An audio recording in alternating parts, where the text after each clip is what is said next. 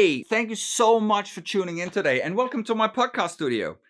Before we start on today's episode, I just wanted to take a quick moment to say I am truly grateful for you being here. It means the world to me and my guest for us to be able to share our conversation with you. If you do like what we're talking about, please don't forget to hit that subscribe button, hit the like button. And if we do talk about something that you either agree or disagree with, please put it in the comments. We would love to hear your feedback. Also, please don't forget, I do a lot more than just podcasts. So every Tuesday, I'll put out a drum playthrough. I'll also documenting my journey on writing my solo album, which will feature a lot of guests that have been on the podcast. I'm also putting up a lot of tips and tricks of stuff that we do talk about in some of the podcasts, like insights that I get from some of the guests that share their journey in the music industry. Once again, thank you so much for being here. I hope you enjoy today's episode. And again, please don't forget to subscribe. Let's get into it.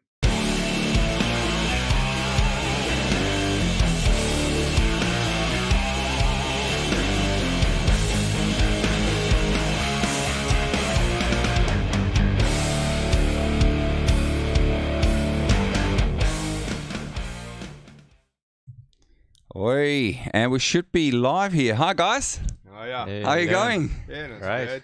This is awesome. As we were just talking about just before we went live. This is the first time we literally just jumped straight into it, man. Yeah, like my you, bad. I think you arrived like 2 minutes ago or something.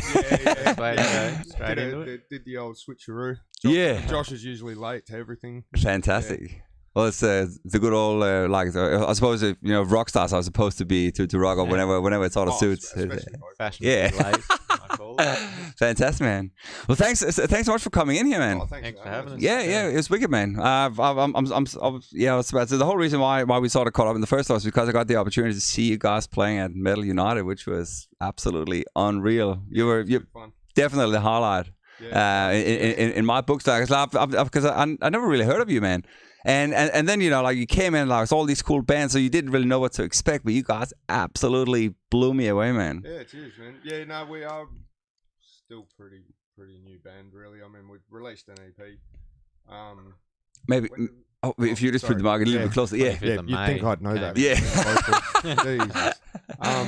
Yeah. When did we actually like? It came out on the 25th of May. Oh no! I mean, like as a band though. Like when did, Oh, far out. was it been like a year? Late last year, I think. Yeah, Right. yeah. So late last year, we sort of like at that. But we've been in bands together before. Like me and Josh, all the way back to Nuclear Stage, like 10 years ago. Wow. Okay. That's when we Yeah. first joined the band together. But Yeah. Wicked. But yeah, so Infinite Exile in its, as is a very new band. Yeah. Yeah.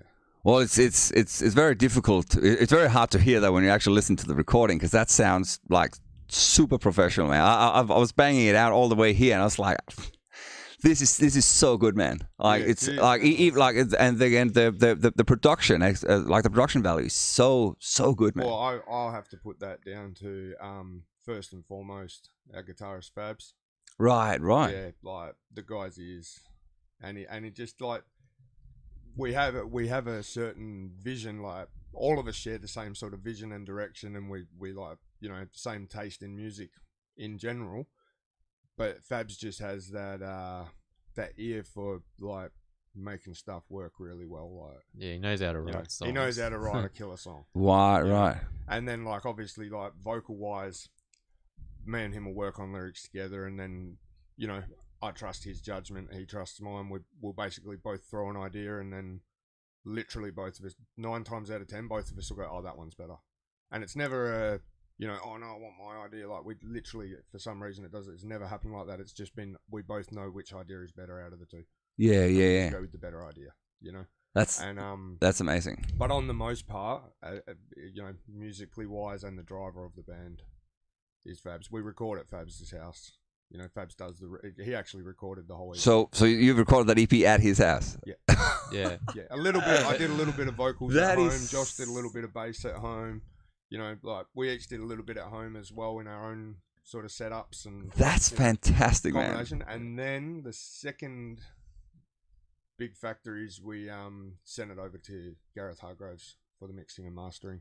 Yeah, which we feel that Yeah, he just it takes it. fits our sound. Takes Yeah, it yeah. to a whole nother level.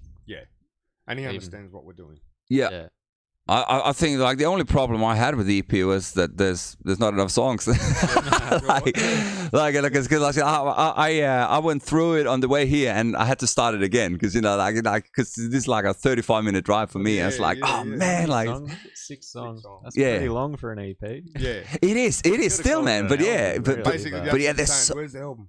yeah, but like it's I suppose also at the same way, like there's no fillers, so they're all like really, really strong songs, man. Well, to be honest, that's part of what we're doing. Like, that's part of what we want to do. We don't want to have fillers. Like, if the song is even remotely just to fill space, then it can wait until it's ready. It's not ready yet. Yeah. You know, and we're not in a hurry. We're not in a hurry to release music. We're not trying to get famous tomorrow. You know, we're not trying to get famous at all. We just want to play music. Right. Cool. Like, you know, if we get popular and we get, you know, a little bit of whatever out of it, Mm. you know, of course, in the back of your mind, that's always something that a dream, you know. Yeah. I want to make millions. Yeah, you know, Yeah. we all do, we all do. But ultimately, you know, the reality, if you're going to be real with yourself, you know that there's millions of bands out there all fighting for the same thing. You know, the chance of it actually happening. So why waste your time worrying about it? Just have fun. You know, just focus on the music. So if we don't feel that a song is a banger, like it's, you know, stand alone. Yeah. If the song cannot stand on its own without other things to hold it up on a release, then it doesn't belong on a release of ours. Right. Basically, that's our Philosophy. Yeah. Well, again, it's cool that, you know, like if you are doing it sort of like just with the intention of just having fun and just having a good time as mates. Yeah. Because again, like when you guys were on stage, like it seemed like you were tight, like you were a tight unit. Yeah. Like the energy and stuff was like so, what do you call it? Like I was down there, I was just soaking it up, man. Because like it was so aggressive, but at the same time, like it also like it looked like you had fun, man. Especially you when you were talking to the audience and stuff, man. Yeah, it was contagious. You know what I mean? Like it rubs off on you, man. Yeah, well, that comes both ways. Yeah. That obviously, like, you know, we send it out, and if, you know, the audience sends it back, then we're gonna send it out harder. Yeah. Send it back harder. We're just gonna keep, you know. Yeah. Like a circle pit of craziness. Circle jerk of energy. Yeah, man. But the thing about that gig as well is the venue, Badlands, is probably my favourite venue in Perth. The sound is just impeccable. The stage is nice and big, so you know, there's 5 of us up there, and sometimes when we play smaller stages, you like sort of cramped up, you know. But Badlands, you can move around, and you're up high as well, which is cool. Yeah, Like, it's people look like ants from up there. It's actually a fun setup because really the stage is almost level to the whole venue. It's just everybody's in, like all the audience is almost in a pit. Yeah. It's like they're sunken in the floor, man. Peasants, like the peasants they are. Yeah. But it's also funny because so many gigs are held there. Like literally, I think like 80% of the gigs I go to are all in Badlands. It just seems like the place everybody wants to go to. Yeah, it's a cool venue. Yeah. Well, it's either that, Amps. You know, you got the other Amps is great as well. Yeah. And then you got what Linnets Lounge, Lucy's. But I mean, a lot of them they just change all the time. You know, there's a lot of them come and go. Yep. You know, but Badlands. I mean, obviously that's. I mean, it's not new anymore, but it's, you know, well, it's not that old of a venue. You know, Amps. I mean, Capital. They're like Didn't it change now? Yeah. Is it called Murray or something? Murray something on Murray or something? I think. Yeah. So basically, Amps. So Amps is basically like the original. All the rest are still there. They just all change names all the time. But Badlands, obviously, and Amps are the 2 mainstays. Yeah.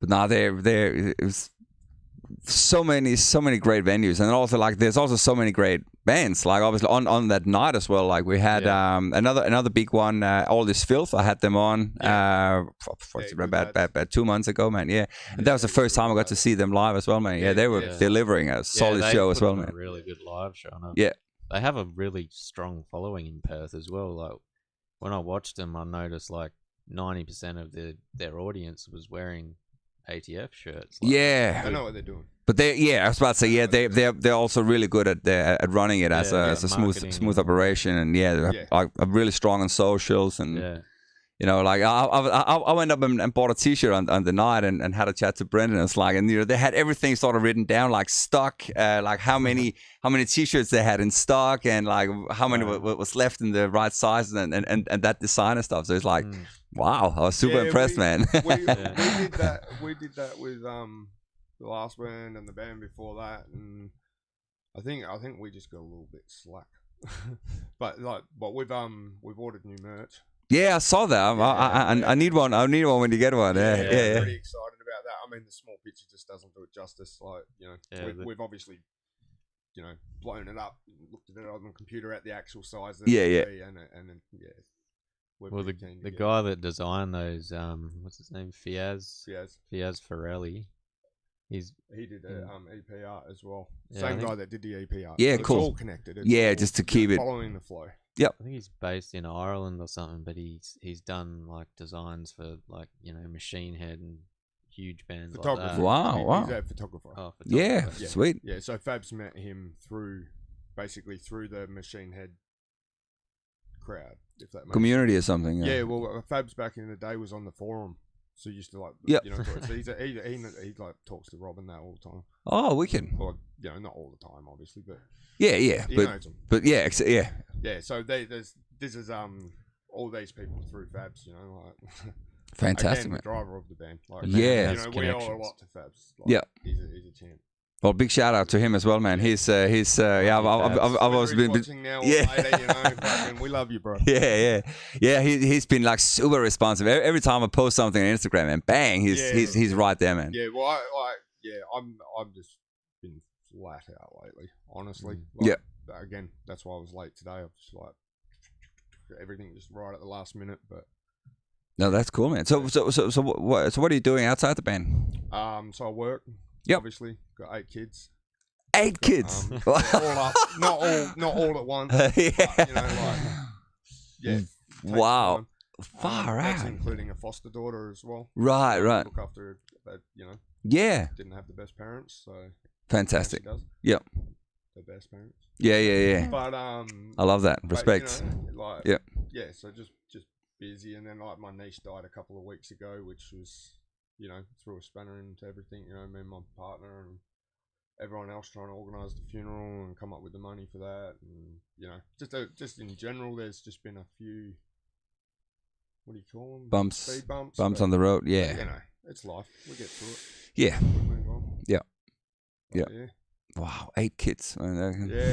But, I mean, that hasn't. I mean, the youngest is 7, so I've been dealing with that for ages. I mean, we toured Europe. We've done. It's never stopped me. Never slowed me down. Oh wow. But their mum's good. Yeah. Without her, obviously, I wouldn't be able to do any of it. So. Yeah. Yeah.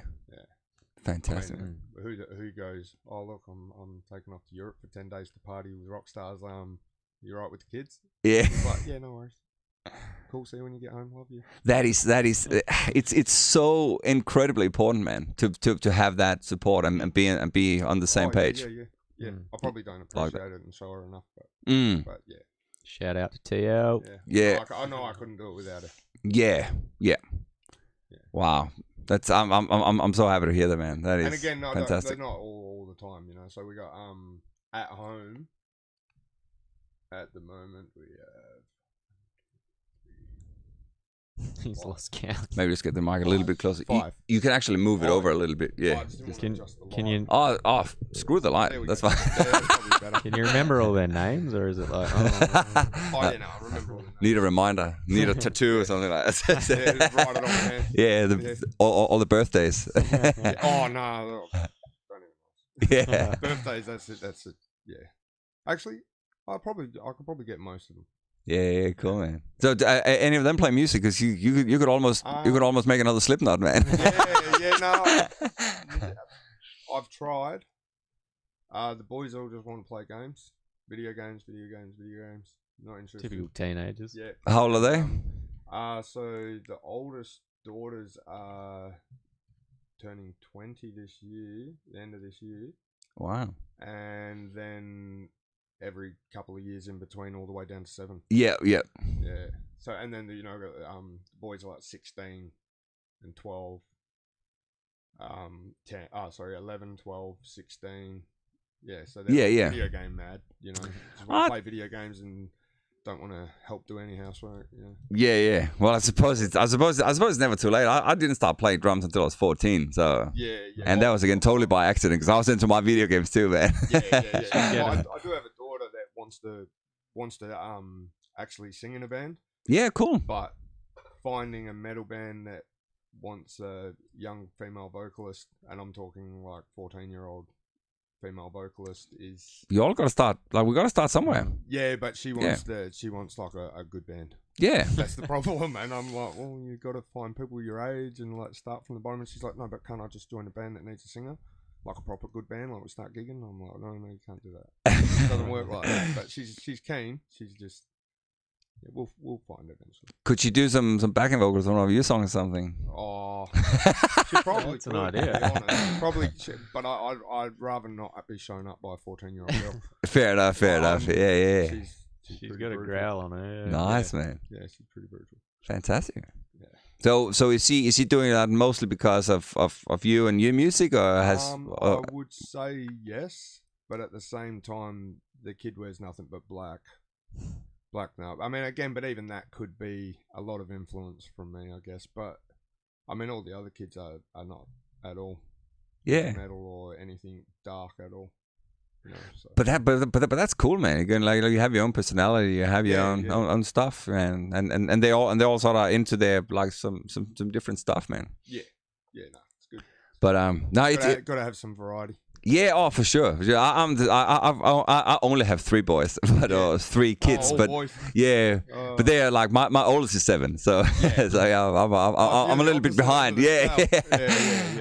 But yeah, I've got an electric drum kit at home, so they sometimes go in and tap a little bit on that, and it's beautiful to have there. But every time we sort of try to sort of force it onto them and say, "Now come on, we'll go in and play now," and it never works. But if you just leave the door open.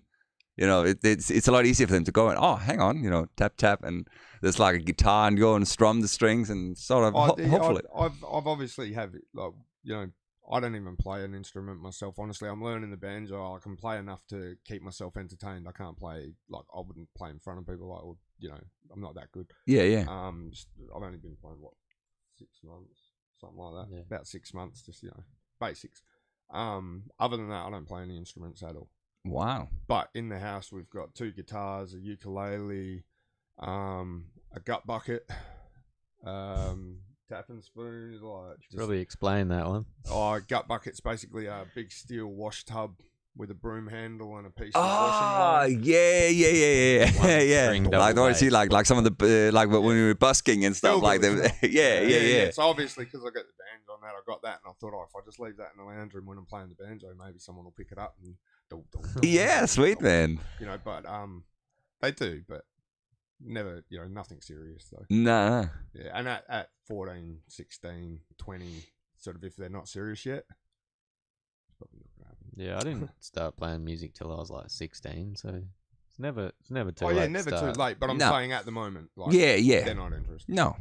But that's something like you can literally like I said, I'd actually love to hear how you guys get started as well. But first, I got started by accident. Like it was something at school. I was sick on the day we had to choose groups. I think it was like a Christmas thing at my old primary school, and so nobody wanted to be in the music class. So because I wasn't at school the day we had to pick groups, I got put in the music class, and I had I had no passion for music at all back then. I loved listening to it. And then you got put in, the only one that they needed a drummer, and I was one of the tallest and oldest kids there, so I had to play drums, and that was me. That was me done. Crazy. Bought a drum kit a month later, and never looked back.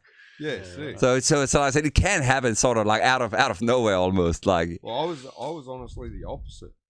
So I was like, all my life wanted to be a rock star. Right, told my mum when I was a little kid I'm going to be a rock star.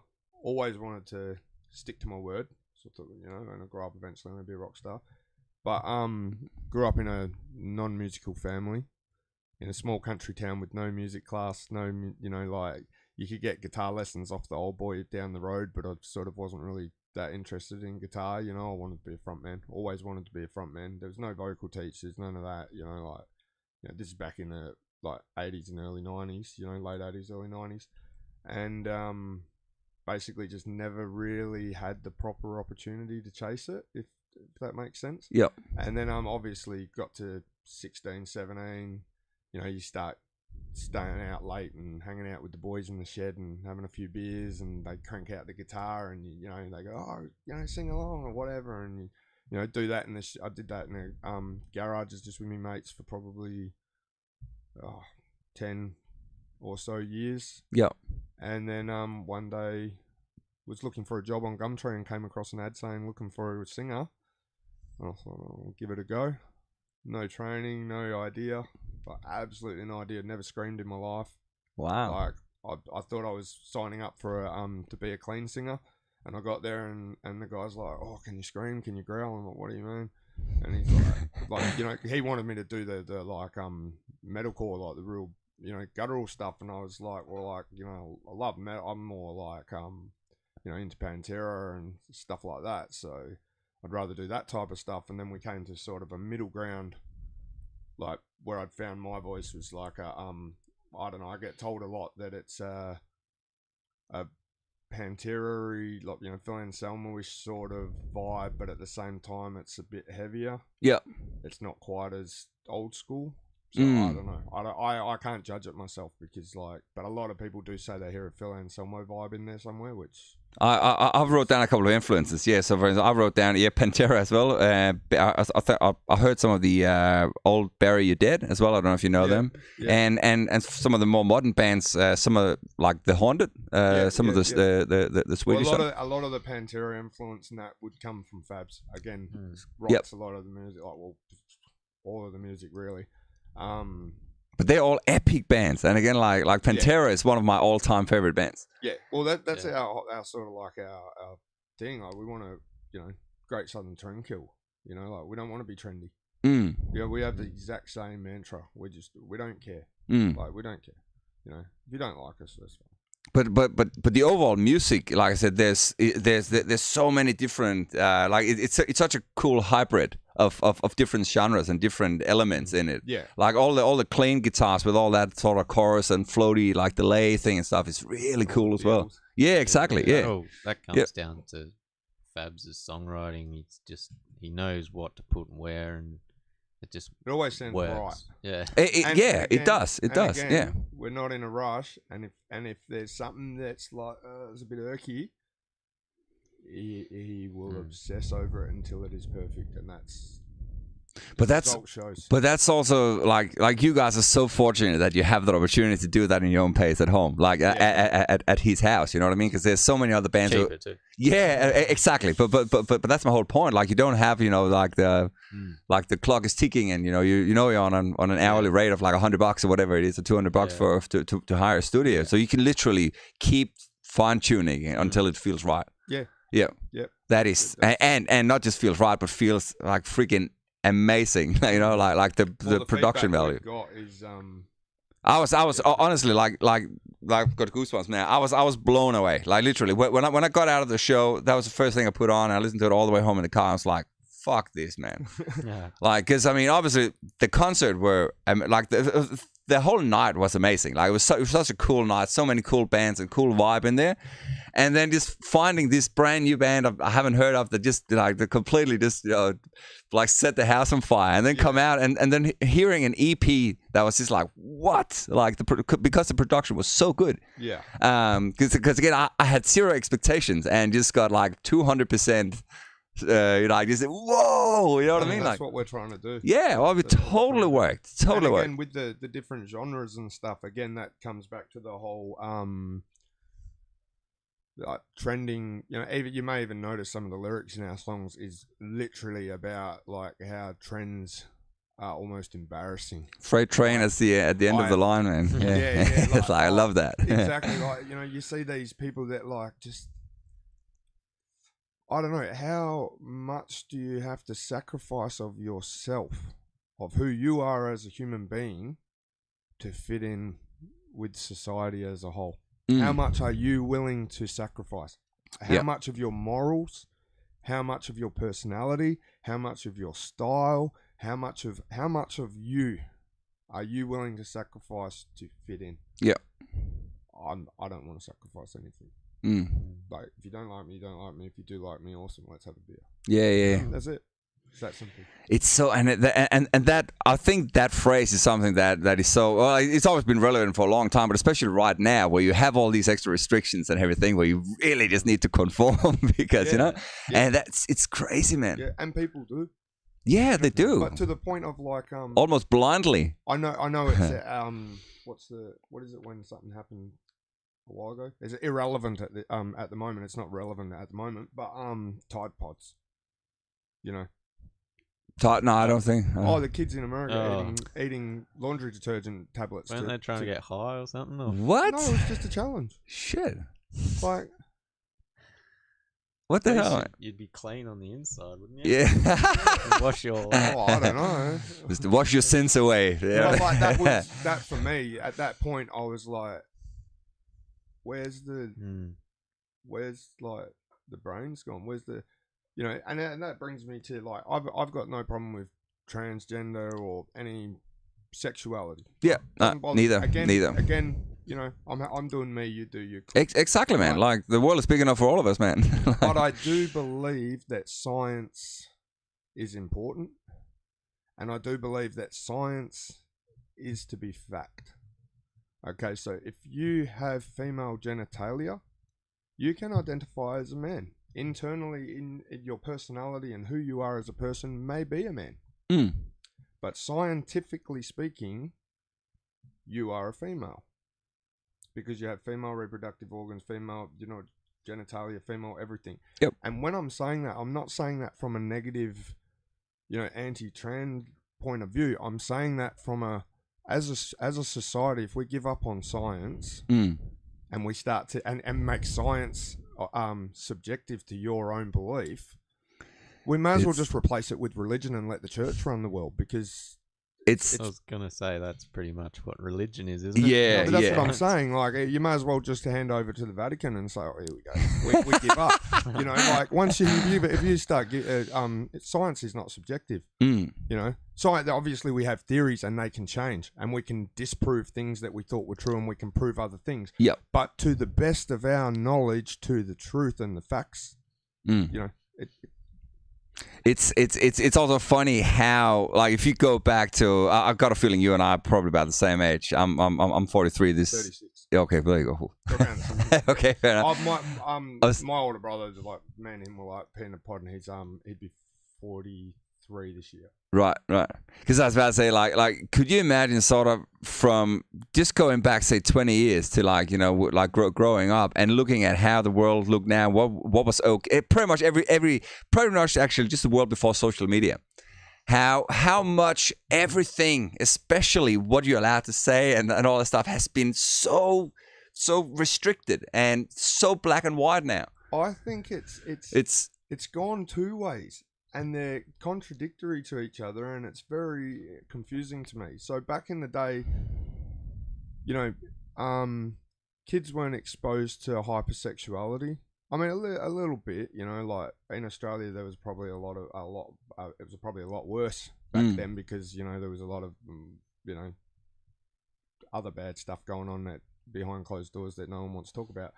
But as a whole, children weren't exposed to this hypersexuality and these idols, pop idols that are basically literally just selling sex. It's always been around, but as we get desensitized, the rules get a bit slacker. Yeah. You can show a little bit more. I mean, I'd seen the other day on a show that my daughters and my partner was watching, and there was the chicks getting around in the bikinis that only just cover, they're pretty much naked. They just the bikini's just wide enough to cover it, Yeah. And I was don't like, complain about that.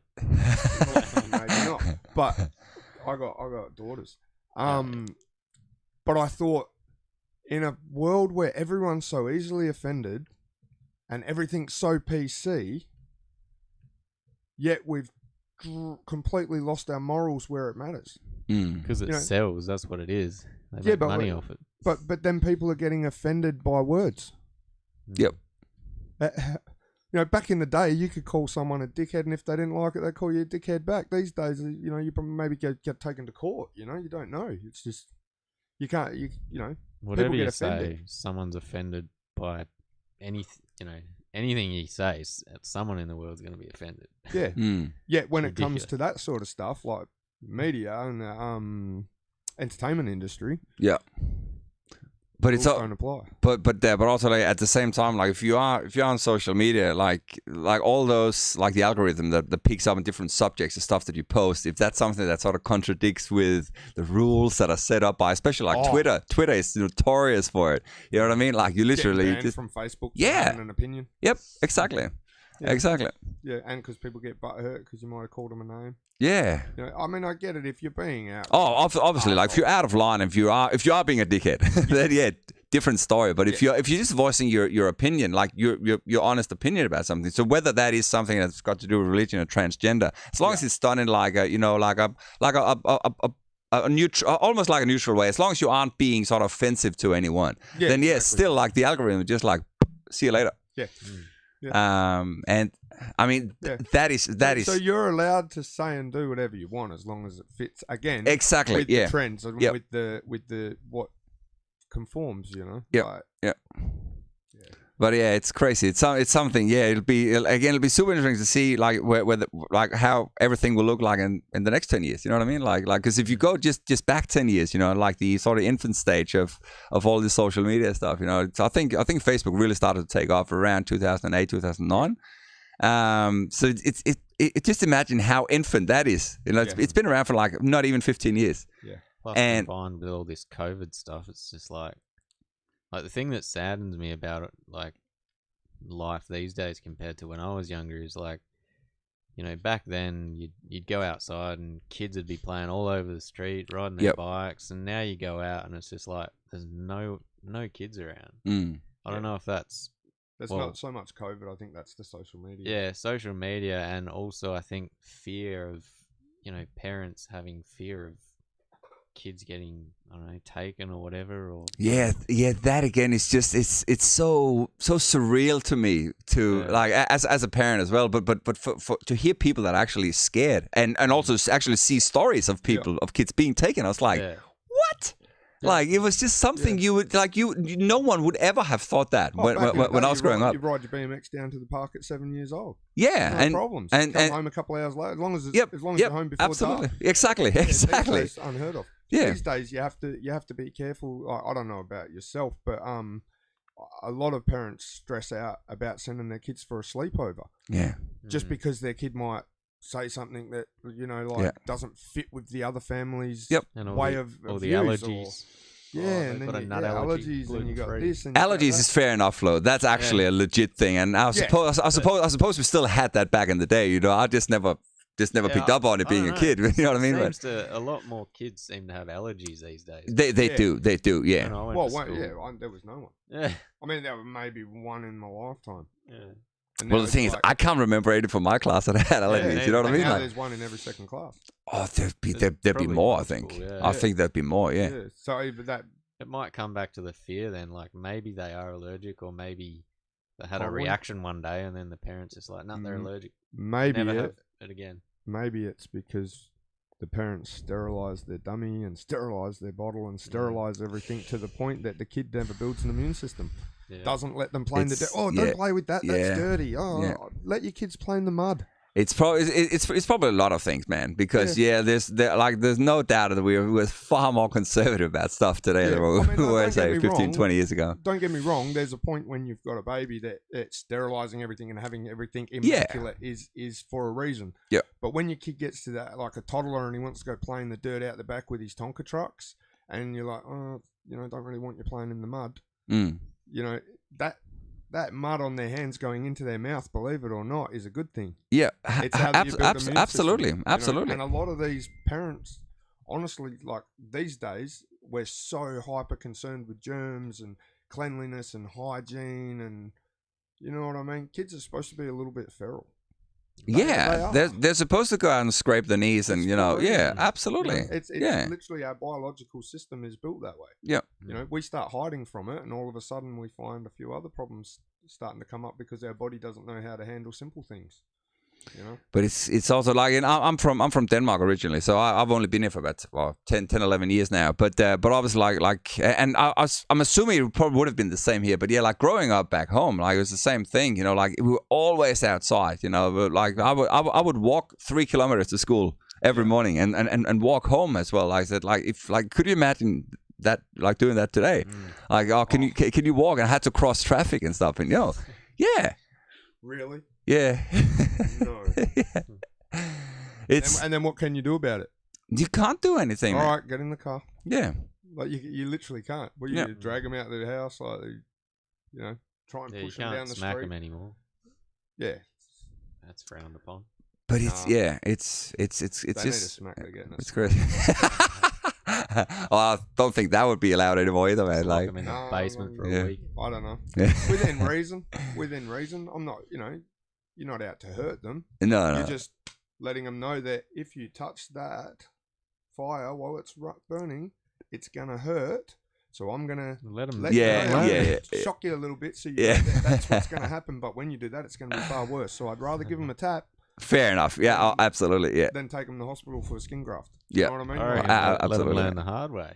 Yeah, go over become a burn victim and deal with it later. They'll never touch the fireplace. Yeah, that'd be like scarred for life, man. Yeah. Char them a bit. But yeah, I think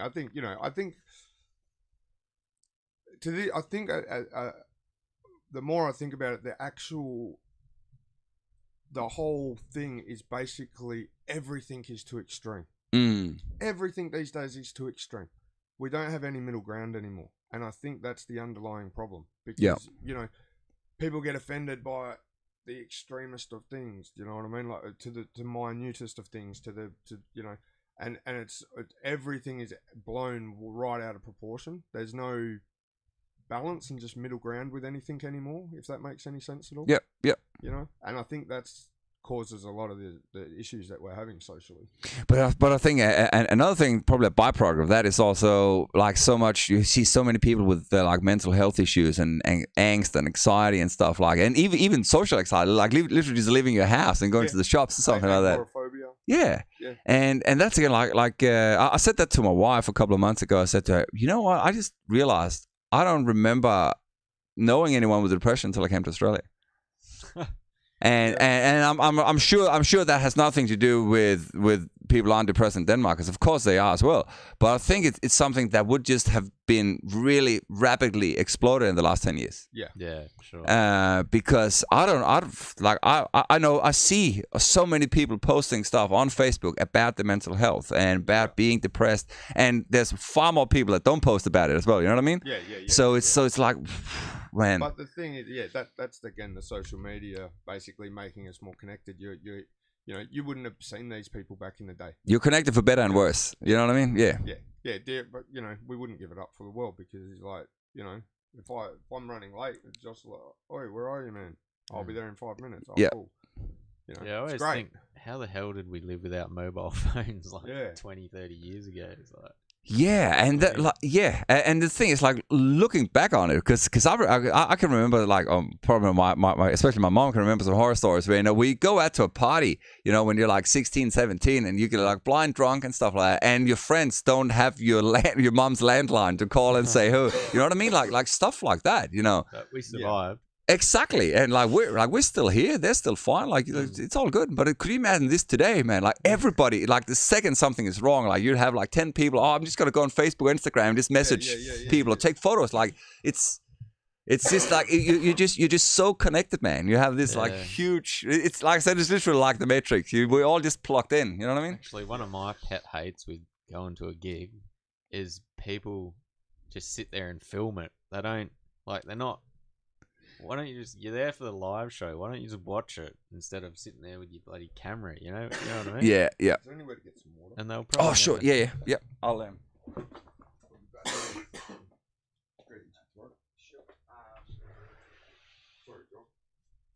We're just going to take a little break, ladies and gentlemen. We'll Be back in 2 minutes.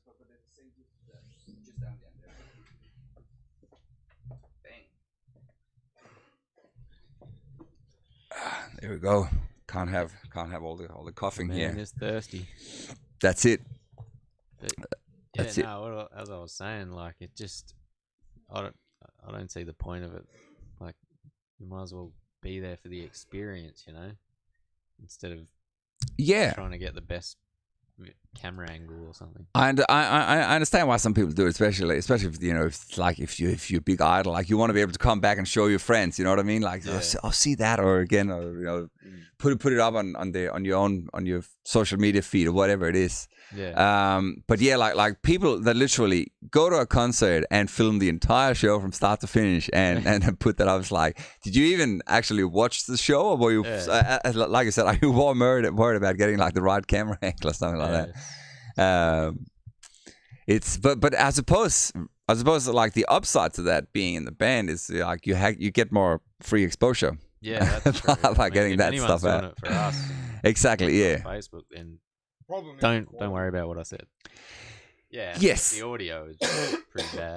But again, like back in the old days, like you still had bootleg recordings and stuff. So you still have it was never an official release from the band. So it's like every time the band officially released something, it sounded way nicer. Yeah. Sorry about that. Just a second. I felt like I breathed in a bit of dust. No, that's all. All That's good all now, good. Yeah.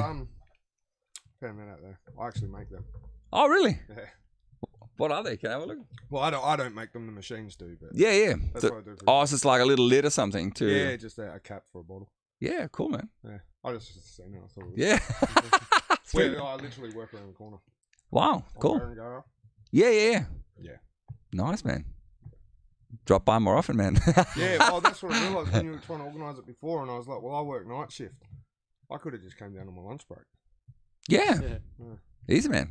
And like obviously, like by the time we're done here, man, I'll give you guys a show around. But so this is a part of Jay from Oracle's studio. So, So he's got his control room next door, and we've got like a big live room behind that wall here. So that's cool. Yeah, man. So it's a good little hub for sort of like creating everything music. I suppose you guys are like you have that sorted already with Fab's house, man. Yeah. Oh, we've all got recording set up. Wow. Yeah. Everyone. It's sort of like Fabs is the he's the mastermind. Station. Exactly. Yeah. He's the headquarters. Yeah. Everything ends up on his computer at the end and gets all put together on his computer, and and then sent from there to get mixed and mastered. Unfortunately, he's not in the middle though. He's like all the way down in Mandurah, so it's like a day trip when we have to go. Yeah. Oh, but I suppose you can just like Dropbox it or something, or that's like all the stems and all that stuff. Yeah, I'm old school though. I prefer to just get together. Just hang out and work on things. Yeah, it's way nicer, man. Yeah. Like because you get the vibe sort of feed off each other and stuff for sure, man. And it is faster. Because when you're sending it back and forth, you got to wait for the reply, and they got to listen to it, and then they go, "Oh yeah." Whereas if you just like lay something down, and they go, "Oh, we'll try that again." You know what I mean? Or you're like, "Oh, do you reckon this is any good?" And you are unsure about it. I mean, I'm at the point where if I'm unsure about it, I'm not even going to send it, because if I'm unsure about it, then I don't like it. Yeah. But if I'm sure about it, you still want to go. You got to send it, get their opinion. They might go, "Oh, can you try it like this?" Or and then it's back and forth. Whereas if you're together, you just go, "Oh, try it like this, bang, done." Yes, absolutely. And growing up in 80s and 90s, I'm sort of like old school. I'd rather do everything manually. But absolutely, but the thing is, like you're like the fact that you have the opportunity to do both is phenomenal. Because like you all are in the same town, but the fact that you also can sort of do your own sort of like demoing or templates at home is a really high end production level, really. Because when you see I remember, I think it was, what is it, the last or maybe the second last Linkin Park album that was all recorded completely remotely. Like they all just did all their parts because they all live in different states. You know what I mean? So you can't just get together, and that was just easier just to. That's what a lot of bands do now. They're like, I think so. Yeah. A lot of bands. COVID. A lot of bands a lot of albums would have been made like that last year for sure, and probably still do. Yeah. But there's bands where like some of them live, you know, in Australia, or some of them live in Europe, some of them live in America, and that's what they do. They just Dropbox it around, and, you know. But when you have the opportunity to catch up, for sure, man. Like nothing beats the vibe of being in the same room. Yeah, 100%. Yeah. It's way more fun. Cool, man. Well, that's what I was thinking with this. If the lockdowns had continued or whatever, we were going to end up doing it on Zoom, because it's sort of. I have done like this. I've probably done 10 here so far, and I've done you guys are number 89. Oh, far so the first 70 I did over webcam. So was that by choice, or was that COVID? That was So I started this in April last year. So I started this as part of the lockdown. So I just needed to. I just needed, you know, an outlet. I just needed to do something else and just get my head off work and virus and like death and everything around the world. So just started to, you know, chat to old mates and music and just live stream it. And then after that, a couple. You should also talk to this guy or that person and blah blah. And then it just took off. Word And gets out. and now I'm sitting here in this room, man. I first heard about you through Calvin. Oh, yeah. Yeah, well, all the stuff I was involved in with the Bunbury, because I got family in Bunbury, obviously, and like involved with Bunbury, and basically in that sort of scene is where I first started hearing about the Helhammer. It's funny you said that though, because I went through my phone a couple of days ago, and I scrolled tried to scroll down, and I actually found an old message I sent to you guys through Facebook from the Bunbury gig. About catching up, because I was down there. We were meant to, and we were gonna, and then it just that night got really weird. That day was just hectic, man. Like, there's so many bands. It was a wicked day though, man. But it was one of them nights that just, you know, when things just everything just goes weird. Like, it's just only in Bunbury. Yeah. I mean, we've played Bunbury a few times. Yeah, cool. I always have a good time. Yeah. Hit and miss sometimes with the punters, but. But did you end up playing at the gig down there as well? Stop the Violence. Yeah. So we played the backstage. We played pretty early. It was like 7 or even earlier than that, I think. Yeah, okay. That was our second show our together. Second show. Yeah. Right. Yeah. Wow. So you've been playing. That was mid-December or something like that. I think it was early December. Yeah. Wow. So you've only really been playing for about 6 months then. I think. Yeah. What did we play before that? Was we had a show at Amps with Baby Suspect and Ashen. Yeah, and then Augustville. No. Oh, I can't remember. I think it was. Well, that's again like it really shows that you got some experience, man, from previous bands and stuff. Because if you all played together for 6 months, man, like that is Calvin and Sam. Yep. Yeah, Sam's only just. Like, he's only just joined about 3 months ago. Yeah. Like that. And he'd never played a gig or anything, so his first gig was Lucy's Love, Hornography at Lucy's, which but he did pretty well. Yeah, solid. But that's a really small stage, so it was a bit awkward, but cool. Oh, Lucy's, So the show you watched, that was Sam's second show ever. Second gig he's ever played in his life. The one at Badlands? Yeah. Wow. Yeah, he got lucky. Yeah. I remember my second show I ever played. Was it the Swan Lounge or the Swan Basement? Oh. I think it was the basement, The first one was the lounge. The second one was the basement. We actually went down. We went downstairs from our first one. But yeah. So when was that? I'd love to hear some of the, like some old stories. I think it's 2013, was our first show. I think there's a video on YouTube somewhere. I saw a video. Nucleus at the Swan Lounge or something. Yeah, of our first gig, and we're all like... That was literally our... Well, had you ever played any live gigs before that? No, only like a couple of house parties, but nothing proper. So no. Nah. Yeah, and that was literally the first one I ever played as well. I think the song we were playing in the video was called Rogue Planet. I think that's the we're title all like of the looking video. at the floor and looking at the feet. standing still. Oh, those good old times, man. It was on stage for the first time, man. Yeah, pretty bad. Cool, man. So did you guys start together in Nucleus? Yeah. I mean, well, they'd had previous drummers, previous vocalists, and then it got to a point where it didn't work out, and then I joined, and then another drummer, Shay, joined. And then, from there we just took it as far as it could go with us, I guess. Yep. And disagreements between direction of the band. You know, I wanted to do original stuff. They wanted to go a bit more metalcore. Right. I'm not really a metalcore fan. Again, can't really say, you know, all these trends and then go and play a trend.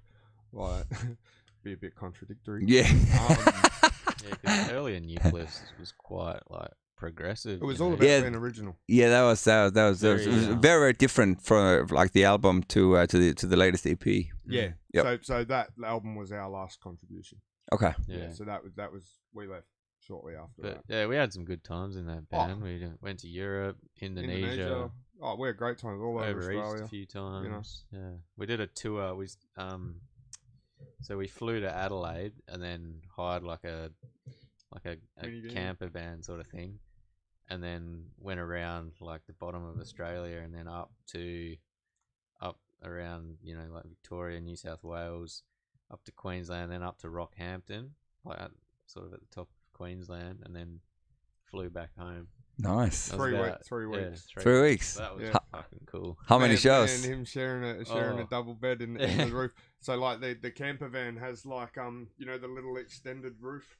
Yeah. And then you've got a single bed at the bottom, and then just a piece of wood that you can 3 pieces of wood that you can slide in at the top to make like a little sort of nook that you can crawl up into the roof. Yeah. Yeah. Well, we got stuck up there 3 weeks. It's interesting. That is so cool, man. Yeah. Good times though. Oh yeah. Yeah. Seen a lot. Yeah. Had a lot of fun.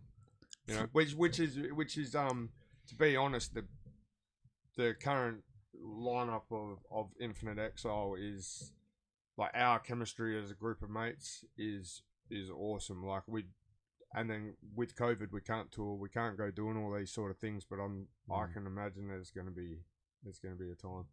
As soon as those borders are unlocked, we're out. Nice, man. Like, yeah. I mean, you know, we had a great time then, but, you know, of course there was, you know, a few personality clashes. You spend 3 weeks together. Oh, yeah, it would really put everything to the test for sure, and I'm man. sure there still will be things like that with Infinite Exile, but the you're also older. You know what I mean? Like you're older and wiser and all that stuff. You learn from experience. The chemistry's different. We're all a bit more laid back, mature, and a bit more chill. Yep. Yeah. The best one, in my opinion, was the Europe one. Yeah. We went to Europe for 10 days. 10 shows in 10 days. With 10 shows in 10 days. Yeah. Wow. 6 feet under. Drinking heavily the whole time. Yeah. That's usually a part of the job description, though. And Insight. Yeah. Shout out to Richie and Elle and the boys. Yeah, they were on tour with us as well, so wicked. Fair to say there was also a lot of smoking, a lot of drinking, a lot of I remember one night in particular because I wasn't smoking, and the boys, they were having a joint out the back of the bus, and I was like, oh fuck it, why not? I mean, you know, went in right, and they're like, hey, you want a puff, doggy? And I was like, yeah, go on then. Had it, and then Max comes out and he goes, oh, you boys have got an interview to do. I was like, oh, I remember that. Shit. And I was that hungry. I got the munchies, and I was like eating these waffles, and basically we made between me and Josh, we embarrassed ourselves that badly that they didn't actually. I wasn't even stoned. I'm just. They sent us a message saying, "Oh, we're actually going. Not going to use it." Because like we were just like, oh yeah. Oh, that's funny, man. Weird. Like I was really high. Nice, man. And you know, that was your first time? Or what? Oh no. Okay. I'd smoked a lot when I was younger. I love drugs. Okay. But you know, grew up, had kids, straightened out, and you know, done what you do. Yep. So you know, but it had been 2-3 years since I'd smoked pot at that point. So it hit me hard. Yeah, I could imagine, man. Yeah, and like in Europe and the whole scene, and you know. Yeah. So tell me a bit more about the 10 gigs in 10 days, man. How do you how do you line that up, and how was that as an experience and the gigs? It was so we got picked up from, I can't remember what airport it was in Germany. Was it Stuttgart or Frankfurt? Frankfurt. Can't remember. Anyway, they picked us up at like, I don't know, lunchtime or something, and then we pretty much drove over the border to Holland. I can't remember the name of the town, but it was close to the border. We didn't have a like a crew, so it was kind of all the bands just helped set up the gear. Yeah. Yeah. Except for 6 Feet Under, they'd just chill out or whatever. And we'd play the show, and we'd have dinner, and then we'd play the show, and then we'd pack up, and everyone would have a few drinks, and then we'd get on the bus. There was like 20 beds on the bus or something. Yeah. And then we'd drive to the next town. Like everyone says Europe, oh, you drive an hour and you're in the next country. It's not like it's a lot of the times we'd sleep on the bus and we'd wake up the next day and like had been driving like 12 hours and we'd get to the gig and do it all again for 10 days, and it was just it was fucking awesome, but it was it took hectic. a lot out. Yeah. So was it a support for 6 Feet Under all the time, like all gigs? Yeah. Cool. So it was the same. Was there 5 bands or 4 bands? There was us, Insight, Extinction, and Croatia. Infernal Tenebra. Yeah, and then 6 Feet Under. So yeah, 5 bands. Yeah. And you're all in the same bus? Yeah. 6 Feet Under had their own bus. Oh yeah, okay, yeah. This is the when you see the MTV Bus Invaders or whatever. It was a massive bus. It was one of them buses. Yeah. Like the ones that you see. If you had 20 beds, it would have been would have been huge, man. This thing had like lounge room, party area, kitchen. Like it was a house on wheels. Yeah. Yeah, it was sick. Nice, man. I was like, that was the first time I thought. Got it. You got a taste of the real rock star. Yeah. Fantastic, man. And I mean, I love food too, so there's food everywhere. Oh, the food in Europe is phenomenal, man. I don't think people really can appreciate food until you get over there, man. Bread. Oh yeah. But sausages. Yeah, but the really cool thing about Europe is, as you said, like you drive for a couple of hours and you're in another country with another culture, another cuisine. Like it's just it's so vibrant, man. It's here. Every time you go out, you get another chicken palmy. You know what I mean? Like it's just. Where was it? Frank, Switzerland? Were we playing Switzerland? No. Are you talking about that massive? Switzerland or Sweden? Switzerland. Yeah. Okay. So we played a show in Switzerland. Yep. And I'd busted the sole of my shoe. I went to buy a tube of super glue, okay? Like, everyone in Australia knows super glue is $2 for a 6-pack at Red Dot, you know? $12 Australian for one tube.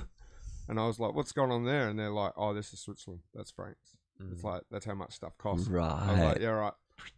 Let's go back to Europe. I mean, it's still in Europe, but let's go back to the euro, you know? Yeah. Yeah. I wasn't impressed. I didn't have enough money to stay there more than one night, put it that way. Oh, in Switzerland? Yeah, I just couldn't afford anything. Felt poor. Right. Yeah. Musician. I didn't have any money. Pay money to go into Switzerland as well, didn't we, or something? No, we had to register everything, and then if we sold anything, we had to pay money on the way out. Oh, for merch and stuff? Yeah. Oh, right. Yeah, so they go through the bus and check all your merch and what you got, and then when you come... So you can't give shirts away either. Because if you give a shirt away, you have to pay the tax on it, because when they do the count, you got one less shirt than you had when you... Really? Yeah. They actually told us, don't give anything away in Switzerland, because you'll pay tax on it. We're not costing you money. I can't even remember if we sold any merch at that show. I think it was like, it was weird, only 40 people. Well, could you imagine these days, man? Like you would just make sure that people just buy it online. Yeah. Just drop ship it, man. Just send it out after. Just give them a link code. Yeah. Wow, that's nuts, man. Yeah, but no, I can't wait to do it all with the current lineup. Infinite Exile. It's gonna be killer. Well, that'll be another good segue to like find about. I'd love to hear about what you got lined up for the future. What sort of like your ambitions would be? For I know obviously with COVID everything is a little bit or very much up in the air, but I don't think that's really affected our plan. Like our plan was always to start at the bottom and just work our way up as high as we can go. Basically, well, you'd be able to work your way up pretty fast with that, like with the infrastructure you got in place already, man. but yeah, we just wanted to. We didn't even really want to do it fast. We sort of like it's more of an earning thing, The band is new. Yep. Doesn't matter what previous experience, what other bands we've been in, none of that matters. The band itself is its own thing, it's new. Yep. And it has to earn its place. You know what I mean? Like, we just want to play local shows, get a bit of a name for ourselves in Perth, you know, get our music out there, start sort of spreading the feelers out across Australia probably. Yep. You know, I wouldn't mind personally me doing a couple of weekenders over east if everything starts to go back to normal. Get your bloody vaccine. Yeah, and then obviously later down the track, you know, maybe look at some international tours. But at this point with COVID, it's just play local shows as much as possible, record some more music, and maybe do another release down the track. We got a couple of shows coming up actually. Was it 14th of August, I think, at Convenience. Cool. Which is like a pretty new venue. It looks. It's really cool. Like it's like the actual room inside is tiny, but then you go out the back and it's got this massive outdoor area as well. Yeah. There's a place like that in Bali. It's like a what are those? They got those little delis over there. I can't remember what they're called, but you literally walk through and you open the freezer and you go into the same thing. It's cool as. Yeah, it's a really cool concept. Good idea. Yeah, but that's with Jamaat. Can't remember the full lineup. Sorry, guys. And then the following week we've got a Viscerous single launch. That's at Amplifier. Yeah, Viscerous, really cool band. Like, and that was the weekend after. Yeah, the 21st. Yep. Yeah. So that'll be good to get a couple of shows. Yeah, we have got a heap of new songs in the works as well. That we're always writing songs and improving. Yeah. The new songs should blow the other songs out of the water. By the way. Wow. They're the type of songs. It's a bold statement. I'm not saying it about any of my contribution yet. Anyway, but what we have so far with what Fabs has sent us. Yeah. He's gone next level with these ones. Wow. Yeah, like you will move. Put it that way. The music will move you. Yeah. The pit will be chaos. Yeah. Well, like it's music. It's music that deserves bigger stages. For sure. Yeah. Well, I have noticed that there's something about it that and again I think it's the writing. I think it's Fabs' way of writing. It's easy to move to. It makes you want to move. It's very like you said, the energy comes at you and you sort of like gym music. Yeah. It's perfect for gym, man. Like it's got that like that groove. Yeah, but again, like because it's both it's aggressive and it's groovy and it's so smooth at the same time because again the production is so crisp, man. Like it's Gareth's a champ. Yeah. Definitely. Wow. I'm super intrigued now. yeah. Oh, there's a couple in particular that I'm talking about that will really get people moving, I reckon. And again, that's my opinion. I might be wrong, but I doubt it. Like if you put out the first, 6 songs in the first EP? Yeah. So again, we won't release it until it's done. So. Yeah, of course. At that point, it will be what I've promised. Yeah, we're not sure if we're gonna sort of release maybe a couple of singles just to keep people sort of interested, or go. We are hoping to do a video soon. We're discussing. Yep. Yeah, so we might do a video and release a single out of that or something. So.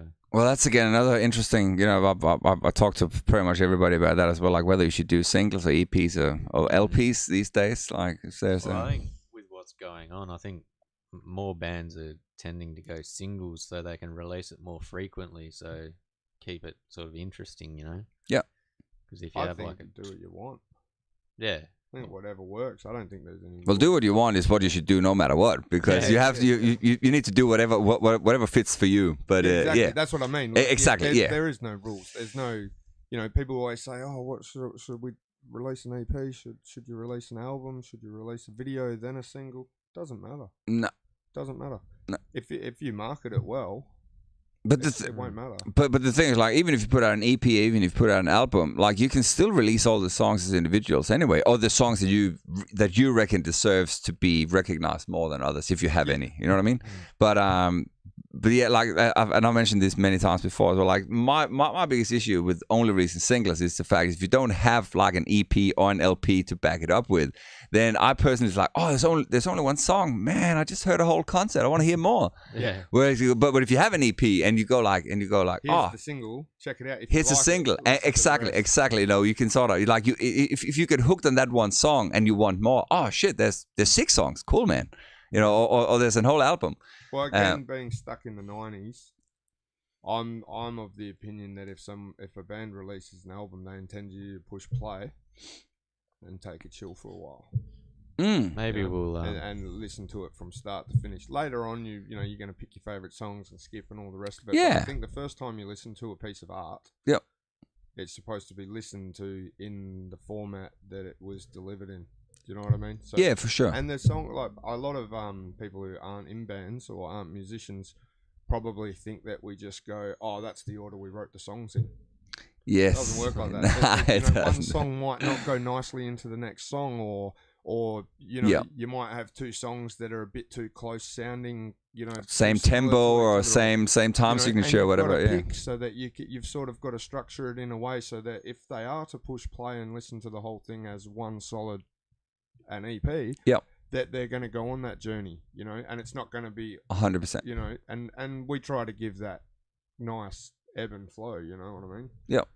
Angry all the time, but yeah. ebb and flow. Maybe we should just release a double album for next time. 40 songs. Yeah. Bang, man. Yeah. That'd be cool, but it might take quite a year. Yeah, I was about to say that's a lot of. Got to keep you happy. It's a lot of work, man. Well, you never know, man. If all this COVID crap continues, you might get another 2 or 3 years. 40, 30-second songs. So yeah. Really it's only like 20 minutes. Yeah. Just all pixels and chugs. Yeah. You can do like I've got Jason Conceit, if you know them. So I actually haven't heard of them. They Perth local band. Yeah, so that's J bands. So J's band. So I think their song is about a minute long. It's all grindcore. So like they released an album and it's like 50 songs or something like that. It's just crazy, man. Yeah, that's damn, my idea's gone. Yeah. It's like 50-second one song done. Tick. But yeah, it's just a different genre. Because, it is what it is. Yeah. Old school it's like punk or slamcore something. and that. Oh, it's just like 240 BPMs, like blast beats for like 50 seconds. Next song. Yeah. Crazy. Different stuff, man. But that'll get a crowd moving as well. Oh, for sure, yeah, and it's get some it works. good mushes happening for sure, man. People jumping off station and breaking arms and legs, yeah, for sure, man. Yeah, all the good stuff. Yeah, that's it. That's it, man. Yeah. Cool, man. Well, look, before we round it off here, man, have you guys got any? Because I tend to ask people that, like, have you got any sort of like tips or tricks or anything that you've done? For obviously, because you guys are quite experienced compared to some of the others I've spoken with. Have you got any sort of tips and tricks of anything you've done in the last, say, 10, 15 years, or in your musical journey? Anything you'd say that this has really sort of stuck out as something that would? I do. Cool, man. I'd love to hear. I tend to be a bit lazy, right, when it comes to practice. Yep. Never really paid much attention to getting proper lessons and proper coaching and proper technique and all of these sort of things, and have come to the realization that you can only go so far on natural talent. And the earlier you start, the better, basically. So I'm at the point where I've just started doing lessons, vocal lessons and vocal coaching with Kyle Thomas from Exhorter. Cool. And within 2-3 lessons, I've noticed my breathing and control is obviously it's been easier for me to pick it up because I've winged it for so long that I've naturally picked up a lot of the little, your breathing and your holding your diaphragm and all these sort of things. But having it laid out properly and having someone give you feedback and work on it with you, yep, made a crazy difference straight away. Like a noticeable difference within 2 lessons. Wow. So my suggestion is also that's awesome, committing to the practice. So it's not just the 2 lessons that I've had. It's also because I've got the lesson coming up at the end of the week. If I don't do the practice, then I've got to go to the lesson and go, oh yeah. That's right. Yeah, I haven't done the homework. So that motivates me not to be lazy. So now I'm practicing regularly every day. So the combination of the 2, obviously the practice is probably more important. Yes. But at the end of the day, don't be slack. If you want to be a guitarist, get lessons off a good guitarist as soon as possible. Someone that's better than you. And practice. Yeah. Yeah. If you want to be a good vocalist, get lessons off someone who knows more than you do. Yes. And practice. That's it. Yeah. That's it. And don't make music because your mates want to hear it. Make music that you want to hear. And if it goes nowhere because no one else wants to hear it, it doesn't matter. No. That's I love that one. For yourself. Love that one. Always stay true, man. Yeah. Yep. I was just gonna add to that, like the one thing, the most important thing is the music. Like, just write music, and focus on that. Like, people focus on, trends, fashion, all that kind of stuff. But at the end of the day, if you make good music, you play good music, you put on a good show, people are gonna, see that, and they're gonna be like, fuck yeah, I need to check these guys out.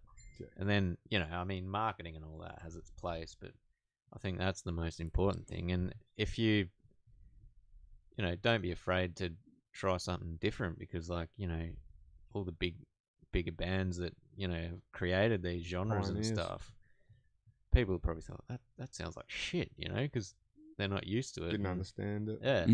So just, don't be afraid to try something different. Yeah. And I think longevity as well, to be honest. Like, trends have lifespans. Absolutely. And you look at the big arena bands from back in the day, and they all had something different to offer. They all had their own unique something. And, 20, 30, 40 years later, and there's bands that people are still like devoted to, and like they're the best band in the world. It's again, it comes down to, I think, originality, and just being yourself and just doing what makes you happy. You know what I mean? Because then you create something that's offering people something different. Because if you're offering them, like steak's nice, you have steak every night. Eventually, you get sick of it.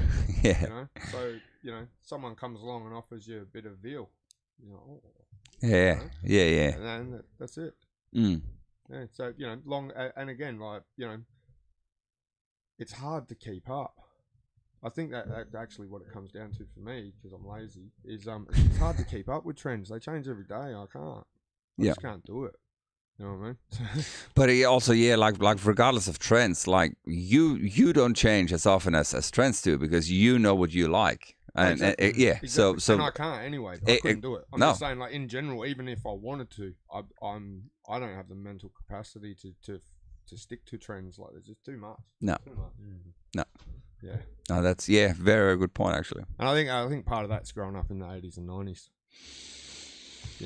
I don't think we'll ever have a time like that again. Hey, like this, the fact is, like Indonesia feels very much still. I don't know about now since COVID, but a couple, like back in 2015, Indonesia felt like Australia in the late 80s, early 90s. Oh, really? You could buy a BB gun. You don't need a gun license. You buy a BB gun at the shop down the road. Like, I remember in the early 90s, if you wanted an air rifle, you just get it at the army surplus store. You don't need a gun license. Yeah, I remember that at home too.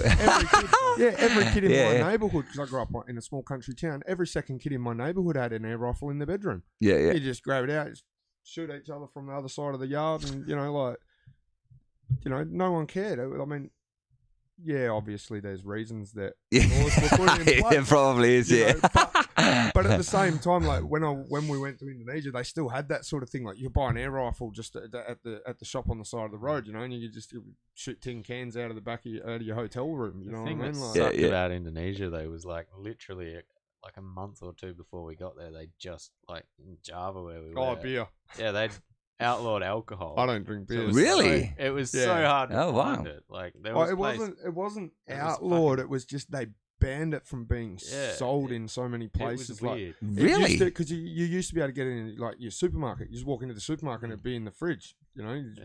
And then It's all like of a sudden, it's like Europe. yeah, all of a sudden you couldn't find it anywhere. Yeah, Yeah, yeah. it Yeah, was like hard to they come were by. doing like weird, dodgy, like ringing around trying to find beer and stuff. And I'm like, I don't even drink beer. Yeah, It's and like, I can we just remember- go back to the hotel, guys? Remember Like, that guy They came got, up? they were all Wow. excited. They got 2 King Browns. Yeah. Managed to come across two long necks, and they were like, oh, yeah. And this, Oh, guy, it's like this guy came up. to me- $100. Yeah, it was like it was cocaine. This I was guy like, came up to me with a bottle of like moonshine sort of Oh, stuff. And he was like Arak? drinking it.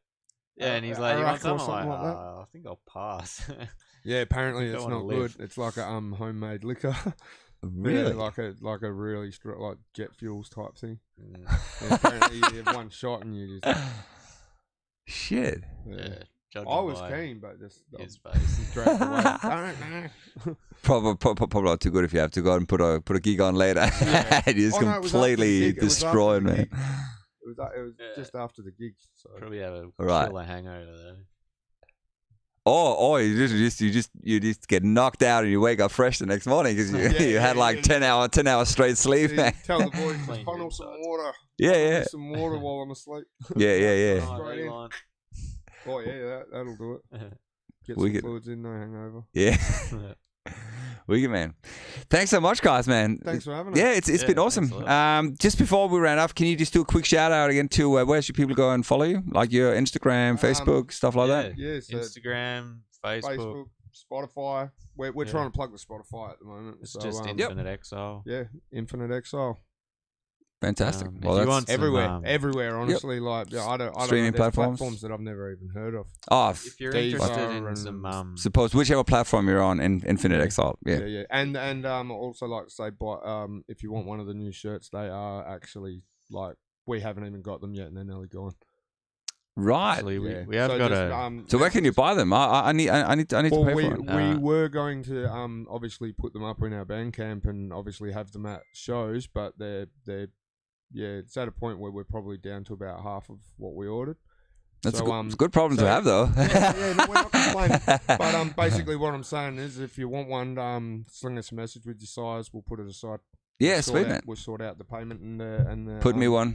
Put that goes me for down everyone. Anyone Yeah. wants one, get in quick and Yep. limited size of each size. You know, obviously the more rare, your 2XLs and that we don't have many.